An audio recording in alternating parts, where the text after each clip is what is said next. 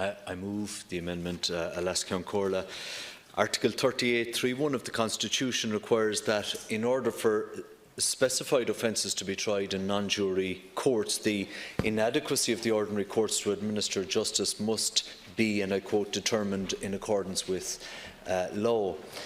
There is a difference between some matter that is to be determined by law, such as, for example, the number of county councils under Article 28A, and one to be determined in accordance with law. The latter phrase denotes a certain basic standard of decision-making. So, for example, a determination based on the toss of a coin could never be one made in accordance with law. Previously, the scheduling of offences to the 1939 Offences Against the State Act was done by the government, having regard to the fact that it meets and acts as a collective body, and to the Minister for Justice's role in relation to policing and the reporting relationship with the Garda Commissioner. It is reasonable to infer that a reasonable level of information is available to it when making these decisions. It is noteworthy that the government filed affidavits as to its knowledge and its means of knowledge when its decisions were challenged in a 2001 case called Kavanagh versus Governor of Mountjoy Prison. The courts clearly afforded the government a reasonable margin of discretion in its decision, although they were careful not to exclude the possibility of a successful challenge. In the 1998 and 2009 Acts, however, the Oireachtas arrogated to itself the determination as to the adequacy of the courts to administer justice. It is stated in the body of the two Acts that the ordinary courts are inadequate. The Oireachtas then delegated to the two houses the decision to be taken annually as to whether the courts remained inadequate. In the absence of such decisions, then the offence continue in existence but cease to be scheduled offences. So, if a Kavanagh-style challenge was mounted today, what would there be in an affidavit filed on behalf of the houses of the Oireachtas as to their state of knowledge about any of these things? These two determinations amount to what in US practice would be called legislative findings. We are not much used to them here, but the preambles to the FEMPI Acts provide examples for, and I quote, a serious disturbance in the economy and a decline in the economic circumstances of the state have occurred, which threaten the well-being of the community. As a consequence, a serious deterioration in the revenues of the state has occurred, and there are significant and increasing exchequer commitments in respect of public service pensions. End of quote. But legislators could make those FEMPI findings simply by virtue of information officially provided to them under statute, including, for example, the quarterly exchequer returns. There is no comparable body of information provided to the members of both houses as to the adequacy of the criminal courts or the risk of corruption or intimidation of juries. Add in the point that in the Abilara case, all the judges expressly recognised that members of both houses were entitled to make inquiries and to be informed through their committees in aid of the legislative power.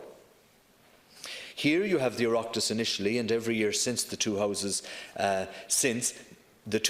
making findings which disturb the constitutional equilibrium. They sit and debate in public, as do their committees. We know what they have considered, and so we know what they have neglected to consider. The record will show not that they arrived at the wrong conclusion on the evidence, but that they have had no evidence at all. The adequacy of the ordinary courts to administer justice has never been debated in a committee or on the floor of either house. And to be clear on this, the statutory report that was furnished by the Minister to both houses recites the number of times each offence has been prosecuted, arrests made, and so on. But it says nothing at all, good, bad or indifferent, as to the adequacy of the ordinary courts to administer justice. It is fair enough to say that the report is detailed.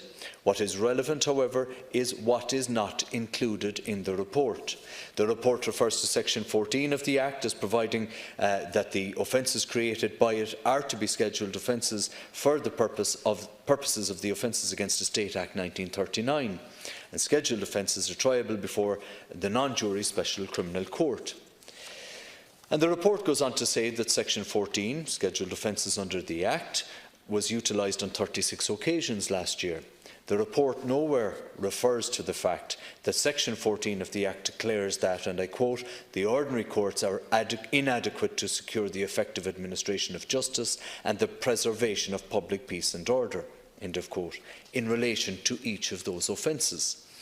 My point is that the Houses are now being invited to renew that declaration on foot of a report that nowhere refers to the terms of the declaration, expressly or by implication, and that contains no information or even opinion as to the adequacy or inadequacy of the ordinary, i.e. jury courts. The more solid and substantial evidential basis for renewal that we require is one that expressly recognises and addresses the core question. Are jury courts inadequate to secure the effective administration of justice and the preservation of public peace and order? For want of any evidence, how can the Houses arrive at a decision in accordance with law that Section 14 of the 1998 Act should be continued?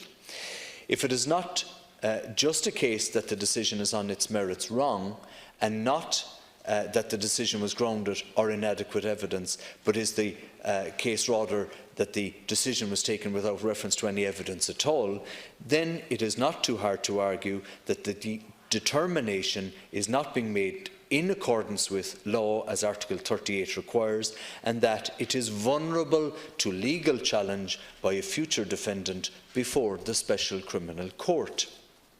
Arguably, this is not a case where a court would refuse on separation of powers grounds to second-guess a parliamentary opinion.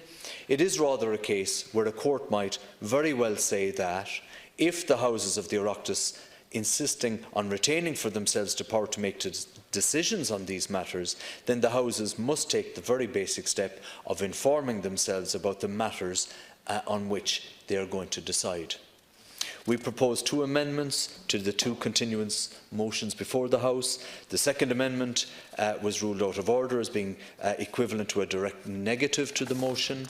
The first amendment to the motion currently before us resolves that sections 2 to 4, 6 to 12 and 17 of the Offences Against the State Amendment Act 1998, number 39 of 1998, should continue in operation for the period beginning on the 30th of June 2019 and ending on the 29th of June 2020. However, the amendment resolves that Section 14 of that Act should not continue in operation. The effect would be that all these offences would be continued, but they would be prosecuted in the ordinary way before the ordinary courts.